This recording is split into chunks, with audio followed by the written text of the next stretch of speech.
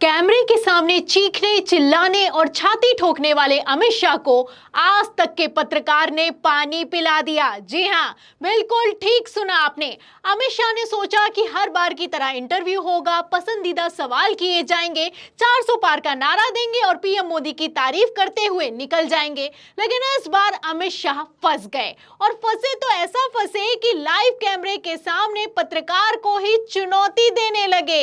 तो ईडी के सवाल पर क्या हाल हो गया है गृह मंत्री अमित शाह का, पहले इस बयान को सुनिए, फिर इस बयान के सामने आने के बाद कैसी फजियत हो रही है मैं आपको बताती हूँ।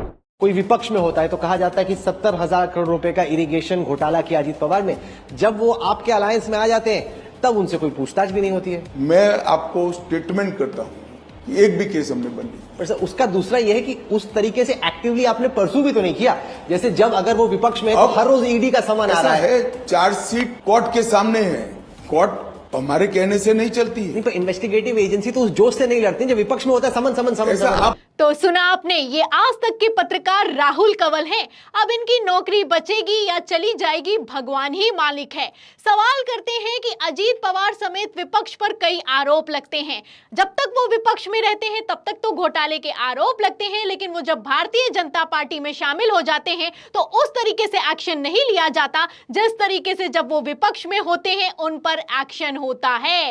इस पर आप देख सकते हैं कि सवाल सुनते ही गृह मंत्री अमित शाह के चेहरे के हाव भाव बदल जाते हैं और कहते हैं कि मैं आपको स्टेटमेंट देता हूं कि आज तक कभी ऐसा नहीं हुआ कि कोई नेता भारतीय जनता पार्टी में शामिल हो गया हो और उस पर चल रहा केस बंद कर दिया गया हो। तो स्टेटमेंट तो दे दिया गृह मंत्री अमित शाह ने, लेकिन ऐसा लगता है कि गृह मंत्री अमित शाह की मेमोरी थोड़ी कमजोर हो गई है। अब कमजोर हो गई है तो मैं आपको अभी 1 महीने पहले की खबर दिखा देती हूं। खबर आप देखिए, इसमें लिखा हुआ है कि 8 महीने पहले आए एनडीए में, और जैसे ही एनडीए में आए प्रफुल्ल पटेल, सीबीआई ने उन पर चल रहे सारे केसों को बंद कर दिया है। खबर में देखिए, हिंदुस्तान की लिखा भी हुआ है कि प्रफुल्ल पटेल के खिलाफ सीबीआई ने बंद कर दिया भ्रष्टाचार का केस।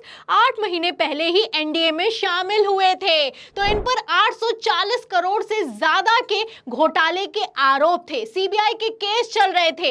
इन पर आरोप लगाने में भारतीय जनता पार्टी ने ही छाती ठोक ठोक कर कहा कि ये आरोपी है, घोटालेबाज है, भ्रष्टाचारी है, इसको जेल में डालना चाहिए। लेकिन जैसे ही ये एनसीपी नेता एनडीए में शामिल हुए, इन पर चलाए जा रहे सारे के सारे केस बंद कर दिए गए, और ये केस किसी और ने नहीं बल्कि सीबीआई ने बंद किए हैं। अब आप देख सकते हैं कि कहने को तो गृह मंत्री अमित शाह स्टेटमेंट दे रहे हैं, लेकिन उनके इस स्टेटमेंट में कितना दम है इस खबर से अंदाजा लगाया जा सकता है।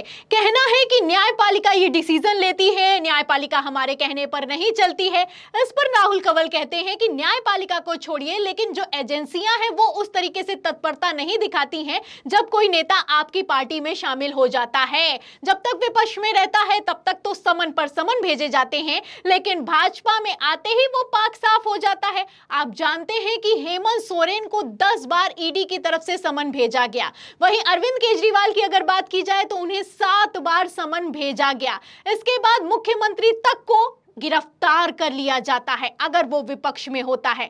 लेकिन अगर वही विपक्षी नेता जब भारतीय जनता पार्टी या फिर कि यूं कहें एनडीए में शामिल हो जाता है तो वो पाक साफ हो जाता है। आप तस्वीरें देख सकते हैं कि किस तरीके से ये नेता पाक साफ हो गए हैं, और तो और इन्हें मुख्यमंत्री से लेकर उप मुख्यमंत्री की कुर्सी दी गई है, केंद्रीय मंत्री बनाया गया है, टिकट दिया गया है। ये उन लोगों के हाल हैं जिन पर भारतीय जनता पार्टी ने खुद भ्रष्टाचार के संगीन आरोप लगाए थे। अब ऐसे में जब सवाल किया गया है तो सवाल सुनते ही गृह मंत्री अमित शाह भड़के हैं, चुनौती दे रहे हैं, स्टेटमेंट दे रहे हैं। स्टेटमेंट तो दे रहे हैं, लेकिन स्टेटमेंट कितना खोखला है ये सोचने वाली बात है। और सबसे बड़ी बात तो ये है कि ये सवाल कोई और नहीं राहुल कंवल कर रहे हैं, आज तक की तरफ से किया गया है। तो क्या अब आज तक को भी लग गया है कि हवा पलटने वाली है? क्या आज तक को भी लग गया है कि मोदी सरकार जाने वाली है? क्योंकि ये वीडियो सोशल मीडिया पर वायरल हो रहा है। देखिए, कांग्रेस की तरफ से भी शेयर किया गया है और इसमें लिखा है कि दोस्तों हवा बदल रही है, मोदी की विदाई होती दिख रही है। अब राहुल कंवल भी अमित शाह से सवाल पूछ रहे हैं, तो सवाल तो पूछना ही होगा, अमित शाह से भी पूछना होगा और प्रधानमंत्री नरेंद्र मोदी से भी पूछना होगा। ऐसा मैं क्यों कह रही हूं, मोदी जी का बयान सुनिए। अशोक तंवर के खिलाफ कार्रवाई कार्रवाई होगी, ये कहां तक नहीं कहा था? क्या टिकट देना ये कार्रवाई है क्या? तो सुना आपने, ये प्रधानमंत्री नरेंद्र मोदी का दिया गया बयान है जो कि 2014 में उन्होंने दिया था। ये बयान गृह मंत्री अमित शाह के बयान के साथ सोशल मीडिया पर वायरल हो रहा है। यहाँ पर मोदी जी मंच से चीखते हैं और चिल्लाते हैं और कहते हैं कि विपक्ष यानी कि कांग्रेस ने कहा था कि वो अशोक चौहान पर कार्रवाई करेगी। अब अशोक चौहान को टिकट दे दिया है, टिकट देना कोई कार्रवाई होता है क्या? अब यहाँ पर अशोक चौहान की बात कर रहे हैं जो कि कांग्रेस के दिग्गज नेता रह चुके हैं और तो और मुख्यमंत्री भी रह चुके हैं। इन पर आरोप लगाया गया कि इन्होंने आदर्श घोटाला किया है। जब अशोक चौहान पर यह आरोप लगाए गए तो अशोक चौहान को आदर्श घोटाले के आरोपों के चलते अपनी मुख्यमंत्री पद की कुर्सी से इस्तीफा तक देना पड़ गया। तब तो इस्तीफा दे दिया था, लेकिन अब भारतीय जनता पार्टी में आ गए हैं और भारतीय जनता पार्टी ने भी टिकट दे दिया है। जी हां, आप समझ सकते हैं कि किस तरीके से प्रधानमंत्री नरेंद्र मोदी कांग्रेस पर तो चीखते हैं, चिल्लाते हैं कि ये लोग टिकट देते हैं कार्रवाई के नाम पर, और जब खुद टिकट देते हैं तो चुप्पी साध जाते हैं। आपको खबर भी दिखा देती हूं। खबर आप देखें हिंदुस्तान की, देखिए इसमें लिखा हुआ है कि अशोक चौहान को मिला राज्यसभा का टिकट, एकनाथ शिंदे ने मिलिंद देवड़ा को उम्मीदवार बनाया है। तो आप देख सकते हैं टिकट दिया गया है। ये वही अशोक चौहान है जिनको लेकर प्रधानमंत्री नरेंद्र मोदी मन से चीख रहे थे और चिल्ला रहे थे कि टिकट दे दिया है, टिकट देना कोई कार्रवाई होती है क्या? अब खुद किस मजबूरी में टिकट दे दिया है, खुद किस मजबूरी में भारतीय जनता पार्टी में शामिल कर लिया है, इस सवाल के जवाब देंगे क्या?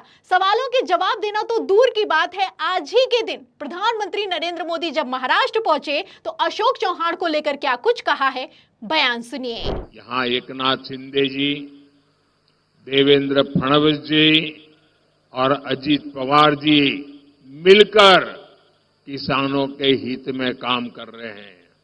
और अब तो इस क्षेत्र में और खुशी की बात है, अशोक जी भी हमारे साथ आ गए हैं। तो सुना आपने, ये प्रधानमंत्री नरेंद्र मोदी हैं। पहले तो चीख रहे थे, चिल्ला रहे थे, आपने बयान सुना, और अब आज क्या कहना है आप सुन सकते हैं। कहना है कि अशोक जी भी हमारे साथ आ गए हैं, ये खुशी की बात है।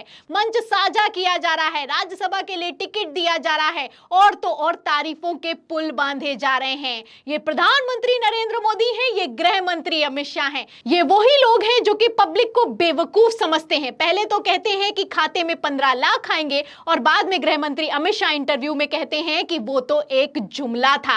अब खुद कितना बड़ा जुमला बनकर रह गए हैं, आप इन बयानों से अंदाजा लगा सकते हैं। और सोचने वाली बात यह है कि पब्लिक को कितना बेवकूफ समझते हैं। अब पब्लिक है कि बेवकूफ बनने के लिए तैयार नहीं है, पब्लिक भी सब कुछ अच्छे से समझती है। इसीलिए ये लोग महाराष्ट्र के सर्वे में पिछड़ते हुए नजर आ रहे हैं, और तो और सिंपैथी वोट विपक्ष की तरफ जाता हुआ नजर आ रहा है।